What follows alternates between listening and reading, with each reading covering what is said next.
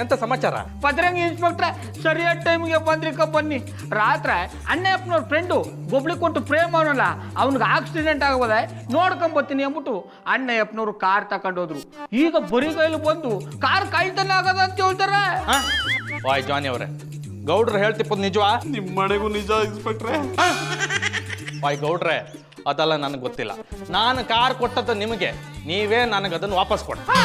ಕರೆಕ್ಟಾಗಿ ಹೇಳಿದ್ರಿ ಇನ್ಸ್ಪೆಕ್ಟರ್. ಇವ್ರ ಹತ್ರನೇ ಕಾರಿಸ್ಕೊಳ್ಳಿ, ನಂಗೆ ಸ್ವಲ್ಪ ಕೆಲಸ ಇದೆ, ಬರ್ತೀನಿ. ತಡ್ಕಣಿ. ನನ್ನ ಕಾರ್ ವಾಪಸ್ ಸಿಕ್ಕುವರೆಗೂ ನೀವು ಎಲ್ಲಿಗೂ ಹಾಪಂಗಿಲ್ಲ.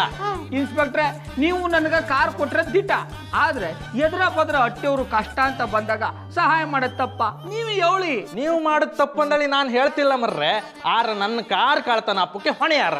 ಒಂದ್ ಕೆಲಸ ಮಾಡ್ತೀನಿ ಇನ್ಸ್ಪೆಕ್ಟ್ರೆ, ನಾನು ಅಣ್ಣಪ್ಪನವ್ರ ಮೇಲೆ ಕಂಪ್ಲೇಂಟ್ ಕೊಡ್ತೀನಿ. ನೀವು ಸ್ಟೇಷನ್ ಕರ್ಕೊಂಡೋಗಿ ದೊಣ್ಣ ತುದಿಗ ಕಾರ್ ಪುಡಿ ಸೋರ್ಕಳಿ ಬಾಯ್ ಬಿಡ್ತಾರೆ. ಅಕ್ಕ, ನನಗೂ ಇವ್ರ ಮೇಲೆ ಡೌಟ್ ಇತ್ತು. ಎಂತಕ್ಕೂ ನೀವು ಒಂದು ಕಂಪ್ಲೇಂಟ್ ಕೊಟ್ಟಿರಿ, ಉಳದ್ ನಾನು ಕಣ್ಕಂತೆ. ಇನ್ಸ್ಪೆಕ್ಟ್ರೆ, ನೀವು ಮಾತಾಡ್ತಿರೋದು ನೋಡಿದ್ರೆ ನಾನೇ ಕಳ್ಳ ಅನ್ನೋ ತರ ಇದೆ. ನೀವು ಕಳ್ಳ ಅಂದಳಿ ನಾನು ಹೇಳಲಿಲ್ಲ ಮರ್ರೆ. ನೀವು ಕಳ್ಳ ಆಗಿರಬಹುದು ಅಂದಳಿ ಗೆಸ್ ಮಾಡ್ತಿದ್ದೆ. ನಾನೇ ಕಳ್ಳ ಅಂತ ಅದು ಹೇಗ್ರಿ ಗೆಸ್ ಮಾಡ್ತೀರಾ ನೀವು? ನಿನ್ನೆ ನಿಮಗೂ ಗೌಡ್ರಿಗೂ ಜಗಳ ಇಲ್ಲಿಲ್ಲ. ಅಷ್ಟೊತ್ತಿಗೆ ನಾನು ಅವ್ರನ್ನ ವಹಿಸ್ಕೊಂಡು ಮಾತಾಡ್ದೆ ಅಂದಳಿ ನೀವು ನನ್ನ ಕಾರನ್ನ ಡಬ್ಬ ಅಂದಳಿ ಹೇಳ್ರಿ. ಅಷ್ಟೊತ್ತಿಗೆ ನಾವಿಬ್ರು ಸೇರ್ಕೊಂಡು ನಿಮ್ಗೆ ಸಮ ಉಗಿತ್ತು. ಆ ಸೇಡನ್ನ ತೀರ್ಸ್ಕೊಂಡ್ಕಂದಳಿ ನೀವೇ ಕಾರನ್ನ ಎಲ್ಲೋ ತಕೊಂಡೋಗಿ ಹುಗ್ಸಿ ಬೆಚ್ಚಿ ಈಗ ಕಳೆದೋಯ್ತಂದಳಿ ನಾಟಕ ಮಾಡ್ತಿದ್ರಿ. ಎಂತ ಗೆಸ್ ಮಾಡ್ಬಿಡಿ ಇನ್ಸ್ಪೆಕ್ಟ್ರೆ, 100ಕ್ಕೆ 100 ಭಾಗ ಹಿಂಗೆ ಆಗಿರ್ತದೆ. ನೋಡ್ರೆ, ನೀವು ನನ್ನ ಮಾತು ನಂಬಲ್ವಾ? ಇದು ನಂಬಿಕೆ ಪ್ರಶ್ನೆ ಅಲ್ಲ ಅಣ್ಣಪ್ಪನವ್ರೆ. ನಾನು ನಿಮ್ಗೆ ಕಾರ್ ಕೊಟ್ಟಿನಿ, ಸಂದವಳು ಕಾರ್ ತಂದು ನಿಲ್ಸ್ಬಿಡಿ. ಇಲ್ಲ ಅಂದ್ರೆ ಏನ್ ಮಾಡ್ತೀರಾ? ನೀವು ಕಳ್ತನ ಮಾಡಿದ್ದಾರೆ ಅಂತ ಇವ್ರಿಗೆ ನಾನು ಕಂಪ್ಲೇಂಟ್ ಕೊಡ್ತೀನಿ. ನಾನು ಸ್ಟೇಷನ್ಗೆ ಎತ್ತಾಯ್ಕೊಂಡು ಹೋಗಿ ಮುಖದ ಮೇಲೆ ಹಲ್ಸಿ ನನ್ನ ಕಡೆ ಬರ್ಸ್ತೆ ಅನ್ಸಿಬಿಡ್ತೆ. ಧನ್ಬಾಯ್, ಯಾಕೆ ಡಲ್ಲ ಕೂತಿದ್ದೀರಾ? ಟೀ ಕುಡಿಯೋ ಕಾಸಿಲ್ವಾ? ಡೋಂಟ್ ವರಿ, ಟೀ ಜೊತೆ ಬನ್ನು ನಾನೇ ಕೊಡಿಸ್ತೀನಿ. ನನಗೆ ಟೀ ಕೊಡಿಸಿವಂತೆ, ಮೊದಲು ಆ ಟೀ ಅಂಗಡಿ ಒಂದು ಸಾಲ ತೀರಿಸು. ಅವನು ಅಡ್ಜಸ್ಟ್ ಮಾಡ್ಕೋತಾನೆ. ಈಗ ನೀವು ಟೀ ಕುಡಿತೀರೋ ಇಲ್ವೋ? ಲೈ, ನಾನು ಮೊದಲೇ ಟೆನ್ಷನ್ಲಿದ್ದೀನಿ, ಇನ್ನೂ ಟೆನ್ಷನ್ ಕೊಡ್ಬೇಡ, ಸುಮ್ಮನೆ ಜಾಗ ಖಾಲಿ ಮಾಡು. ಆಯ್ತು, ನಾನು ಸೈಲೆಂಟ್ ಆಗಿರ್ತೀನಿ. ಈಗ ನೀವು ಯಾಕೆ ಡಲ್ ಆಗಿದ್ದೀರಾ? ಏನು ನಿಮ್ಮ ಪ್ರಾಬ್ಲಮ್ ಅಂತ ಹೇಳಿ. ಏನು ಅಂತ ಹೇಳು. ನಿನ್ನೆ ಯಾವನು ಫೋನ್ ಮಾಡಿ ಪ್ರೇಮ್ಗೆ ಆಕ್ಸಿಡೆಂಟ್ ಆಗಿದೆ ಅಂದ. ಹೊರಟೋಗ್ಬಿಡ್ನ? ಅಯ್ಯೋ, ಈಗ ತಾನೇ ಹೊಟ್ಟೆ ತುಂಬ ಅನ್ನ ಸಾಂಬಾರು ತಿನ್ಬಿಟ್ನೆ. ಹೇಳೋ ತನಕ ಕೇಳು, ಇಲ್ಲ ಯಾವ್ದಾದ್ರು ಹಾಳು ಬಾವಿಗೆ ಬಿದ್ದು ಸಾಯಿ. ಆಯ್ತು, ಹೇಳಿ. ಅದಕ್ಕೆ ಗೌಡ್ರ ಹತ್ರ ಇದ್ದ ಬಜರಂಗಿ ಇನ್ಸ್ಪೆಕ್ಟರ್ ಕಾರ್ನ ತಗೊಂಡು ಹೋದ್ನಾ. ಅಲ್ಲಿ ಹೋದ್ಮೇಲೆ ಗೊತ್ತಾಗಿದ್ದು ಕಣೋ ನಾನು ಬಕ್ರ ಆಗಿದ್ದೀನಿ ಅಂತ. ಬಕ್ರ ಆದವ್ರನ್ನ ಎಸಲ ಅಂತ ಬಕ್ರ ಮಾಡ್ತಾರಪ್ಪ. ಜನಿಬಾಯ್, ನಿಮ್ಮನ್ನ ಯಾರು ಬಕ್ರ ಮಾಡಕ್ಕಾಗುತ್ತೆ ಅಂತ ಹೇಳಕ್ ಬಂದೆ, ಅಷ್ಟ್ರಲ್ಲಿ ಹೊಡೆದ್ಬಿಟ್ರಿ. ಟೆನ್ಷನ್ ತಗೋಬಿಡಿ, ಬಕ್ರ ಮಾಡಿದವ್ರು ಸಿಗ್ತಾರೆ. ಬಕ್ರ ಮಾಡಿದವ್ನು ಸಿಗ್ತಾನೆ, ಆದ್ರೆ ಕಳ್ದೋಗಿರೋ ಕಾರ್ ಸಿಗ್ಬೇಕಲ್ಲ. ಕಾರ್ ತಂದು ಕೊಡ್ಲಿಲ್ಲ ಅಂದ್ರೆ ಪೊಲೀಸ್ ಕಂಪ್ಲೇಂಟ್ ಕೊಡ್ತೀನಿ ಅಂದಿದ್ದಾರೆ ಗೌಡ್ರು.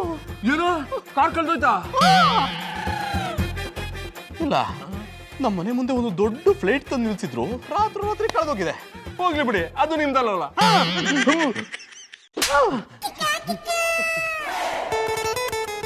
ಲೇ, ಟೀ ಹಾಕ. ಟೀ ಇಲ್ಲ, ವಿಷಯದ ಕೊಡ್ಲಾ?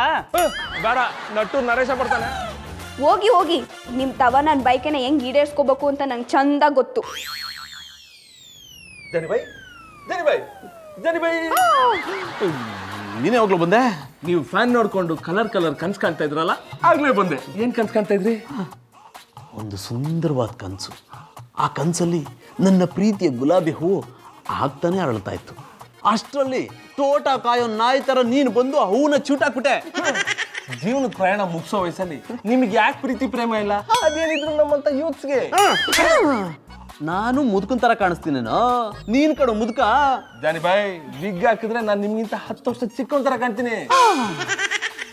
ಲೈ, ಈಗ ಇಲ್ಲಿಂದ ಎದ್ದು ಹೊಂಟೋಗ್ಬಿಡು, ಇಲ್ಲ ಅಂದ್ರೆ ಇರೋ ಕೂದಲನ್ನು ಉದುರಿಸ್ಬಿಡ್ತೀನಿ. ಜಾನಿಬಾಯ್, ಮೈಯಲ್ಲಿ ಬಿಸಿ ಇರಬೇಕು. ಆ ಬಿಸಿ ಮೆದ್ಲಿಗೇರಿ ಮೆದ್ಲು ಸಿಡ್ದೋಗ್ಬಿಟ್ರೆ ನೀವು ಕೋಮಾಗ ಹೋಗ್ಬಿಡ್ತೀರಾ. ಲೈ, ಬರ್ಬಾದಿದ್ದಿರೋ ಬ್ಯಾಚುಲರ್ ಪೀಸು, ನಿನ್ಗೇನೋ ಗೊತ್ತು ಪ್ರೀತಿ ಪ್ರೇಮ ಅಂದ್ರೆ? ನನಗೆಲ್ಲ ಗೊತ್ತು ಜಾನಿಬಾಯ್. ನಿಮ್ಗೆ ಪ್ರೇಮ ಜ್ವರ ಬಂದಿಲ್ಲ ಅಂತಾನೂ ನನಗೆ ಗೊತ್ತು. ನನಗೆ ಬಂದಿರೋದು ಯಾವುದೇ ಜ್ವರ ಆಗಿದ್ರು ಪರವಾಗಿಲ್ಲ ಕಣೋ, ಆದರೆ ಈ ಜ್ವರದಲ್ಲಿ ಒಂಥರ ಹಿತ ಇದೆ. ಆ ಹಿತನೇ ನನಗೆ ಸಾಕು. ಮನಸ್ಸು ಸದಾ ಇಂಥ ಹಿತನೇ ಕಣೋ ಬಯಸೋದು. ಈಗಿನ ಕಾಲದಲ್ಲಿ ಬಕೆಟ್ ಬಿದ್ದಿರೋ ಮಕ್ಕಳೇ ಉಳಿಯಲ್ಲ, ಇನ್ನು ಬಾವಿಗೆ ಬಿದ್ದಿರೋ ಮಕ್ಕಳು ಉಳಿತಾವ? ಲೈ, ನಾನು ಬಾವಿಗಾದ್ರೂ ಬೀಳಿ, ಕೆರೆಗಾದ್ರೂ ಬೀಳಿ, ಈಜ್ಕೊಂಬರೋ ತಾಕತ್ ನನಗಿದೆ. ಜಾನಿಬಾಯ್, ನಾವು ಗಾಡಿ ಮೇಲೆ ಹತ್ತಿದ್ರೆ ಊರಿಗೆ ಪ್ರಯಾಣ, ಅದೇ ಗಾಡಿ ನಮ್ಮೇಲೆ ಹತ್ತಿದ್ರೆ ಸ್ಮಶಾನಕ್ಕೆ ಪ್ರಯಾಣ.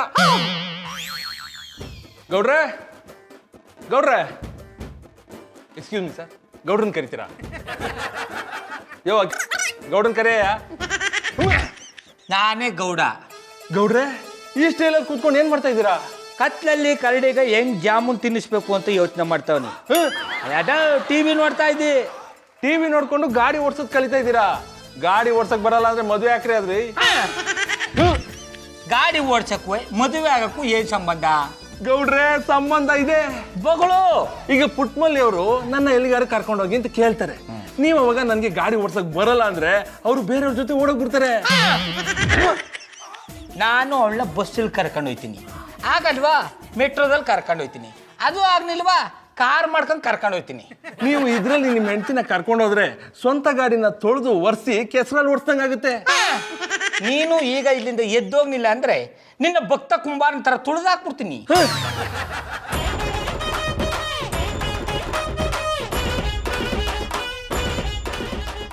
ಗೌಡ್ರೆ, ಭಕ್ತ ಕುಂಬಾರದಲ್ಲಿ ಅಣ್ಣವರು ಮಗುನ ಇಷ್ಟೇ ಮಣ್ಣಲ್ಲಿ ತುಳಿದಿದ್ದಾರೆ. ನನ್ನ ಎಷ್ಟು ಮಣ್ಣಲ್ಲಿ ತುಳಿತೀರಾ? ನಿನ್ನ ಮಣ್ಣೆಲ್ಲ ಹಾಕೊಂಡು ತುಳಿಯಲ್ಲಪ್ಪ, ಎಡೂರು ಕೆರೆ ಒಳಗೆ ಹಾಕೊಂಡು ತುಳಿತೀನಿ.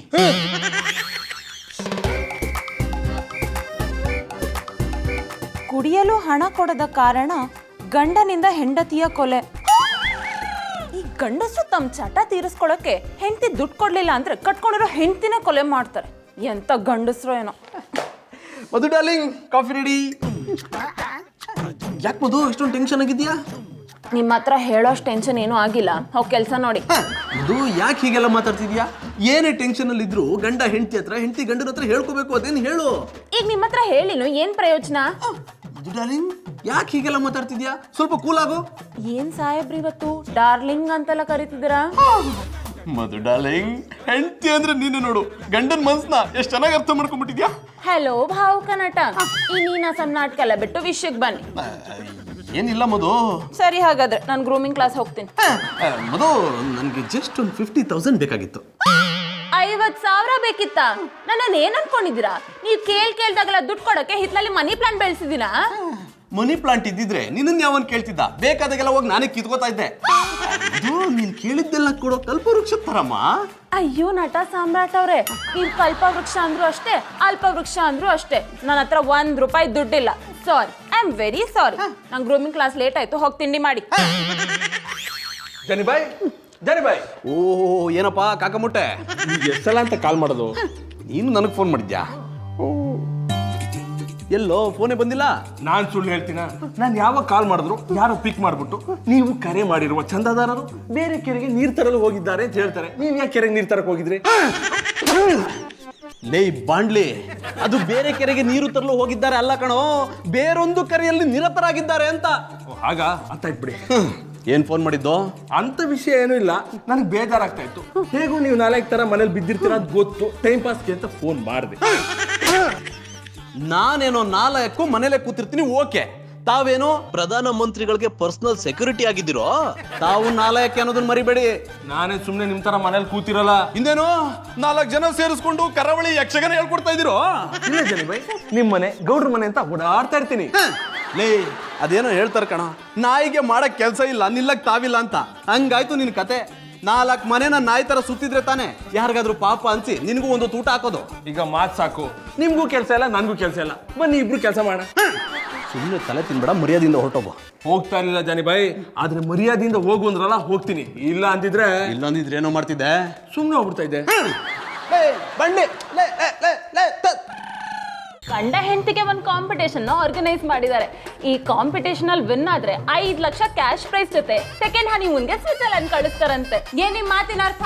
ನೀನ್ ನನ್ ಬಿಟ್ಟು ಹೋದ್ರೂ ಪರವಾಗಿಲ್ಲ, ನಾನು ಈ ಕಾಂಪಿಟೇಷನ್ ಬರಲ್ಲ ಅಂತ ಅರ್ಥ.